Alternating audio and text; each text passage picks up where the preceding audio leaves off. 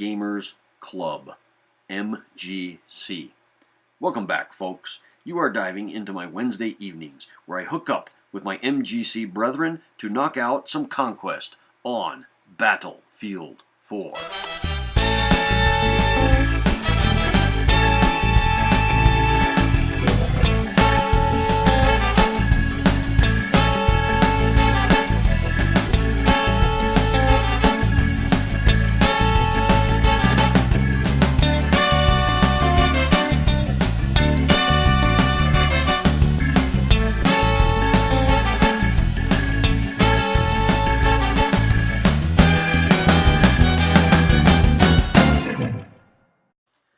Okay, before we get started, I really do need to ask, see those three icons in the right of my screen? One just disappeared, but it'll come back. There it is.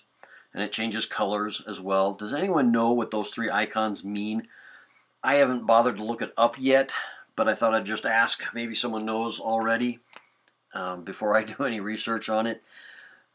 I'm guessing it has something to do with the internet connection. I don't know, but that's my guess. Anyway, so I'm bringing this gameplay for two reasons. One, this footage is from my Wednesday evenings with my gaming club, the Mature Gamers Club. If you don't belong to some sort of gaming community or club or whatever you wish to call it, why not? Very good way to meet people that are like-minded, which I think is in MGC's mission statement or credo or whatever the heck it's called. And the second reason I'm bringing this footage is for shots like this.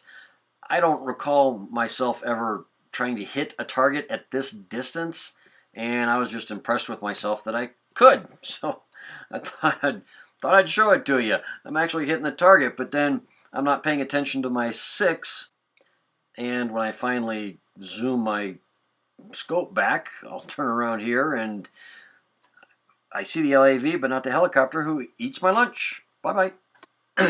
Okay, this map is very vehicle intense, and I'm starting to refer to this map as the engineer's candy store, because there's just, who doesn't like that setup? Can you get any sweeter than that? I mean, seriously. Oh, like that. Anyway, this map, yeah, I'm starting to consider this engineer's candy store. There's just a lot of vehicles to deal with around here. And I can't see playing any other role except engineer because of all the vehicles.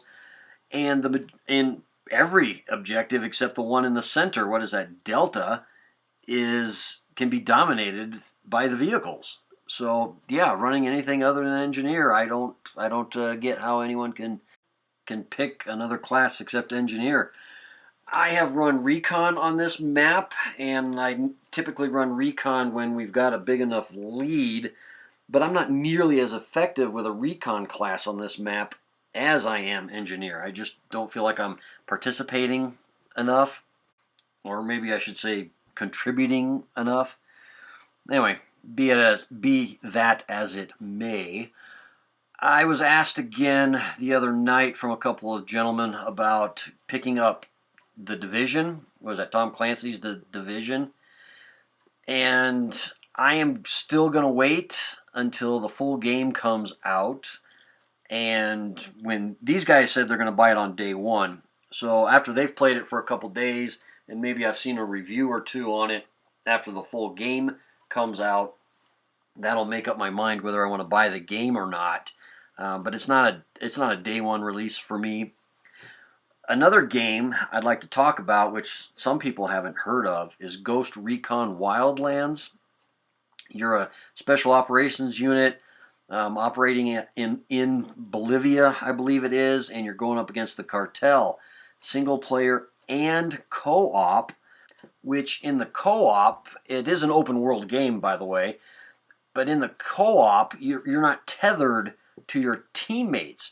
So if you want to break your team up into, say, 2 groups of 2 and go hit completely different objectives far away from each other, my understanding is you're going to be able to do that and then come back together. Now, how doing it that way affects the storyline, I don't know, but that proves to be pretty interesting in my book. Something that bothered me about this objective. You saw the 2-piece that I got on the LAV, and I'm going to work a few more enemies here, supporting the team. You know, we're capturing an objective like we're supposed to, but I get killed and I don't get a chance to burn the flag and earn those points. And that is pretty much the story of my life. I'll get in there, help with the defense, and then end up dying before we capture. Now, we don't do any formal squad tactics and whatnot when we play.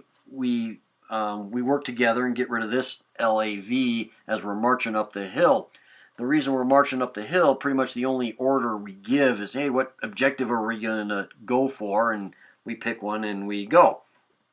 Our play styles are very similar to each other. Plus, everyone's been playing this for 2 years. We know what needs to happen. You know what needs to happen. You've played the game long enough, right?